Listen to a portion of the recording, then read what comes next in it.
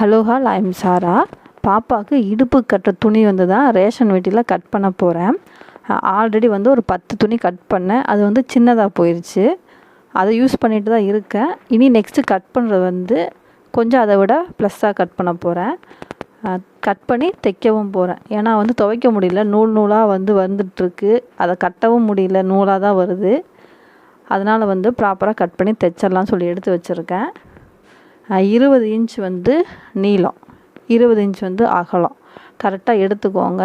நான் வந்து ரேஷன் வெட்டி வந்து 2ஆக கட் பண்ணி அதுக்கப்புறம் 4ஆக கட் பண்ணி அப்புறம் ஒரு ஃபோல்டு பண்ணி தான் இப்போ கட் பண்ணுறேன். ஒரு துணியாக வந்து நான் கட் பண்ணி எடுக்கலை. கட் பண்ணால் எனக்கு 4 துணி வர்ற மாதிரி ஒரு சைடுக்கு மொத்தம் எனக்கு 12 துணி வந்துச்சு.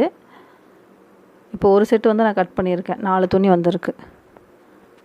இப்போது 20 இன்ச் நீளம் 20 இன்ச் அகலம் எடுத்ததுக்கப்புறம் கட் பண்ணியாச்சு. ஒரு கார்னர் எடுத்து அப்படியே ஆப்போசிட் கார்னரில் வச்சு அப்படி முக்கோணம் மாதிரி கிடைக்கும். இந்த பீஸ் தான் இப்போ நம்ம தைச்சு திருப்ப போகிறோம். பாப்பா கட்டினா இப்படி கட்டுவோம், இந்த மாதிரி தான் இருக்கும். அளவாக தான் துணி வந்து கட் பண்ணுறேன், நிறையாலாம் கட் பண்ணி வைக்கலை. ஏன்னா வந்து அவங்க சைஸ் வந்து இன்க்ரீஸ் ஆக ஆக துணி சுருங்கும். அது இப்போ ஆல்ரெடி நான் முக்கோணமாக எடுத்து வச்ச பீஸை ஒரு கார்னர்லேருந்து தைச்சு அடுத்த லாஸ்ட் வரைக்கும் கொண்டு வந்து முடிக்க போகிறேன். அது எப்படி தைக்கிறேன்னு பாருங்கள். டபுள் ஸ்டிச் போட்டு தான் ஆரம்பிக்கிறேன். இது வந்து அடிச்சுட்டு திருப்பி மறுபடியும் எடுத்து ஃபுல் அவுட்லைனில் வந்து தையல் போடணும். அப்போ தான் இந்த பிசுறு எல்லாமே நம்மளுக்கு வராது. இல்லைனா நூல் வந்து பிரிஞ்சு வந்துக்கிட்டே இருக்குது. அதுலேயும் வந்து துணியோட இது வந்து கம்மியாகும். இந்த லாஸ்ட்டு முடிக்கும்போது ஒரு 3 அல்லது 4 இன்ச் போல் நிறுத்திக்கணும். இந்தளவு கேப் இருக்கணும். டபுள் ஸ்டிச் போட்டு முடிச்சிருக்கேன். இந்த கேப் வழியாக உள்ளே இருக்க துணியை எடுக்கணும். இப்போ எக்ஸ்ட்ரா எதாவது இருக்கான்னு பார்த்து கட் பண்ணிக்கிறேன். கார்னர் வந்து கரெக்டாக வரணுங்கிறதுக்காக இந்த இடத்துல லைட்டாக கட் பண்ணி சின்ன சின்னதாக அர்க்காத் பண்ணிக்கிறேன் இந்த இடத்துல கார்னரில் மட்டும். ஏன்னா ஸ்ட்ரெயிட் பீஸ் தான், அதனால் எல்லா பக்கமுமே நம்ம அர்க்காத் பண்ணணும்னு அவசியம் இல்லை. இப்போ இந்த வழியாக உள்ளே இருக்க துணியை வந்து வெளியே எடுத்துகிட்டே வரேன்.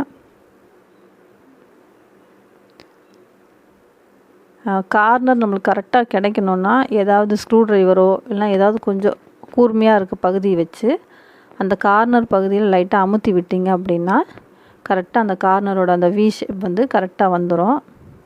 என்கிட்ட ஸ்க்ரூ ட்ரைவர் தான் இருக்குது, நான் அதை வச்சு தான் வந்து பண்ணுறேன். ரொம்ப சிம்பிள் தான். நம்மளுக்கு வந்து பெரிய துணியாக இருக்காது. சட்டுன்னு துவைச்சும் போட்டுடலாம், நூலும் பிரிஞ்சு வராது.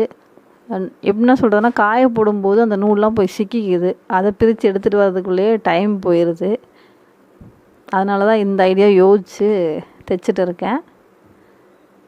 இப்போ வந்து 1 மந்த் இன்னும் ஆகலை, முழுசாக முடியல. அதனால் ஒரு 10 துணி மட்டும்தான் ரெடி பண்ணுறேன். இனி அவங்களுக்கு வந்து நெக்ஸ்ட்டு மந்த்லாம் வேறு ஏதாவது ஐடியா பண்ணணும், இது செட் ஆகாது.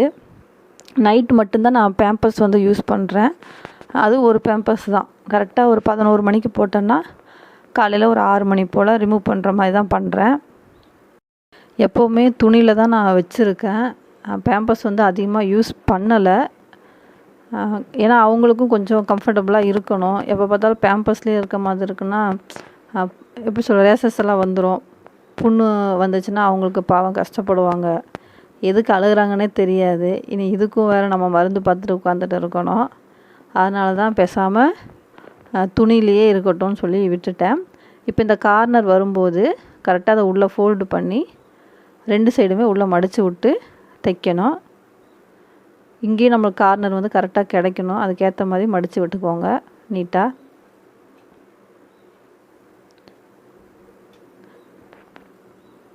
லைட்டாக ஸ்க்ரூ ட்ரைவர் வச்சு கரெக்ட் பண்ணி எடுத்துக்கிறேன். அவ்வளோதான்.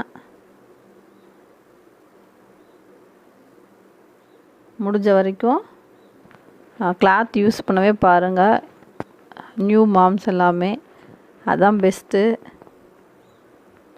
நைட்டு வந்து பிள்ளைங்க அழாமல் இருக்கணும், நல்லா தூங்கணுன்னா ஒரே ஒரு பேம்பர்ஸ் மட்டும் யூஸ் பண்ணலாம். அதுவும் எவ்வளோ லாஸ்ட்டாக லேட்டாக போட முடியுமோ, ஒரு 11 மணி 12 மணி அந்த அளவுக்கு போட்டிங்கன்னா அதுக்கப்புறம் கொஞ்சம் நல்லா தூங்குவாங்க அவங்க.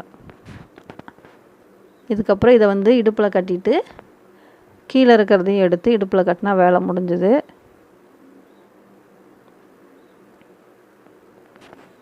அவ்வளோதான்.